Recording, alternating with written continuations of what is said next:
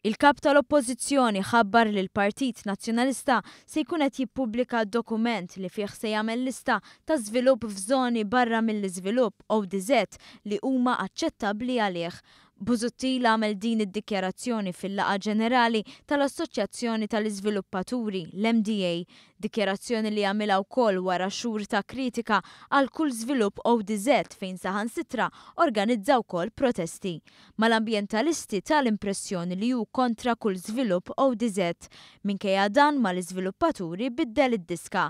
Dalwaqt se ngħidu li huma ċ-ċirkostanzi u l-eċċezzjonijiet għal Simon Busuttil meta tkellem dwar skontu x'għandu jinbena f'ODZ. L-użu ta' ODZ għandu jkun biss każ eċċezzjonali. U allura, u dan hu l-eżerċizzju li qed nagħmlu internament bħala oppożizzjoni, irridu niddefinixxu sew x'inhuma dawn il-każijiet eċċezzjonali. Meta tngħidu ODZ m'hemmx bini ħlief każi eċċezzjonali, x'inhuma konkretament dawn il-każi eċċezzjonali? Id-dikjarazzjoni ta' Busuttil mill-ewwel bdiet tkun innotata minn opinjonisti li fl-aħħar xhur kitbu dwar it-tema.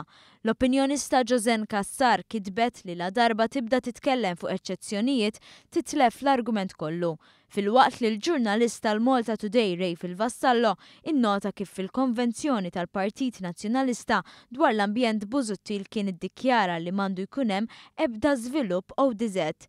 Inevitabilment bdew il-kontradizzjonijiet, iddikjara Vassallo f'kumment fuq Facebook. Fl-istess laqgħa Simon Busuttil tkellem ukoll kontra r-riforma fid-Dipartiment tal-Artijiet, tant li ddikjara li huwa kontra li d-Dipartiment jinbidel f'awtorità.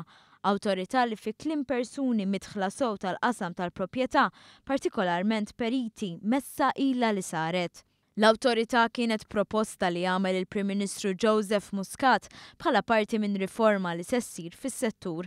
Fl-istess laqgħa l-Prim Ministru nnota kif l-awtorità hija meħtieġa u bħala eżempju tal-permessi tal-ippjanar. Iddikjara li wieħed lanqas jimmaġina li nerġgħu mmorru lura għal żmien fejn il-permessi tal-ippjanar ikunu deċiżi minn dipartiment tal-Gvern u mhux awtorità bħal MEPA.